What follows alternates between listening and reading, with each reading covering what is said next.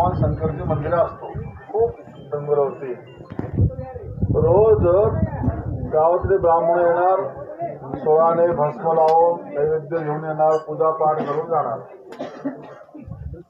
एक दिवस एक आदिवासी महादेव कोळीचा मुलगा असतो, गाई चरत रानामध्ये। तो पाहतो का ब्राह्मण येऊन काय करतोय, तो विचारतो हे काय करतोय। मला भगवान शंकरची पूजा करतोय। शंकर म्हणजे कोण आहे? मला भगवान शंकर तुमचा महादेव कुळातली कोळी, तुमच्या कुळातली तो देव आहे।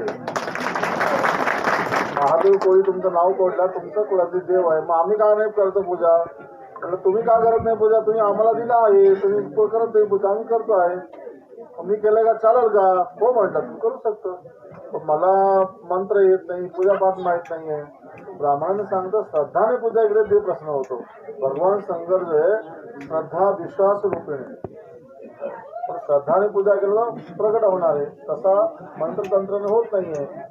मग रोज काय करता तो गाई चरणाचा महादेव कोळीचा मुलगा रोज येतो, देवाला पाणी घालता असतो आणि पूजा करता असतो। तो ब्राह्मण पूजा करून जातो, म्हणतो मी एवढा बेलफुलं स्वच्छता करून जातो, हा कोण येतो एवढा माती पाणी घाण करून जातोय, शेण माखलेले। तो एक दिवस काय करतो, तो ब्राह्मणाने पाहतो हा महादेव कोळीच्या मुलांना असायचा, पूजा करतो, माती चिखल माखलेले उत्साह करतो। तो रागून मारतो असतो, तो रडून बसतो बाजूला।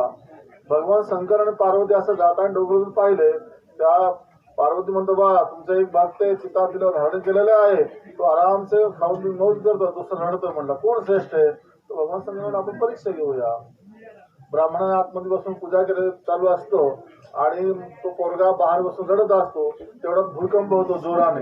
आता भूकंप मध्ये काय होणार, दगडी पडणारच, मंदिराचा कळस पडायला लागला। तो ब्राह्मण वाढला, आपला प्राण जाईल, तर निश्चित तिला टाकला, पूजा पाठाला पळ सुटला।